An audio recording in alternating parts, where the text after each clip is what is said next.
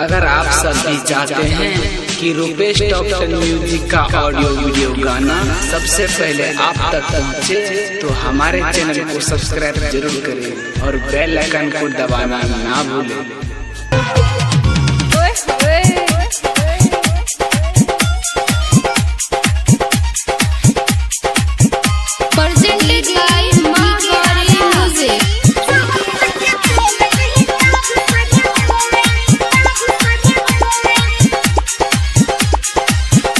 के मौगी हरम जादी बेसी बने ने तो जादी चमक तोर देबोगे, बेसी गरमी देखैबी मौगी छोड़ देबोगे, बेसी गरमी देखैबी मौगिया छोड़ देबोगे।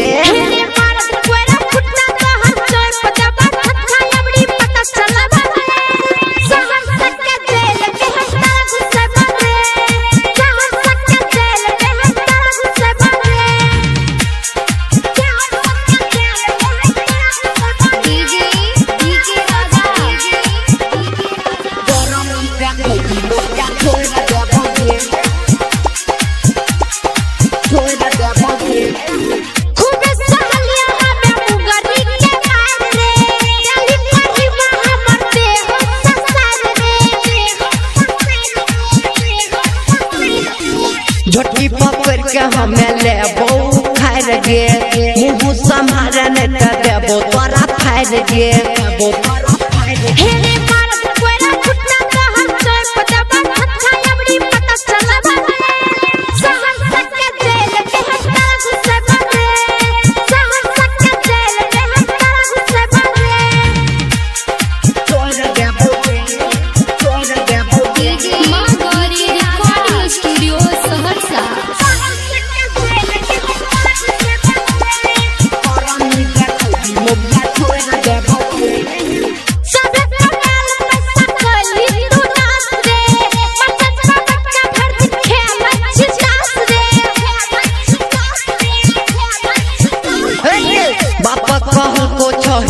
डर में पास गे, सब दिना नहिरा में कटले कोई घास गे।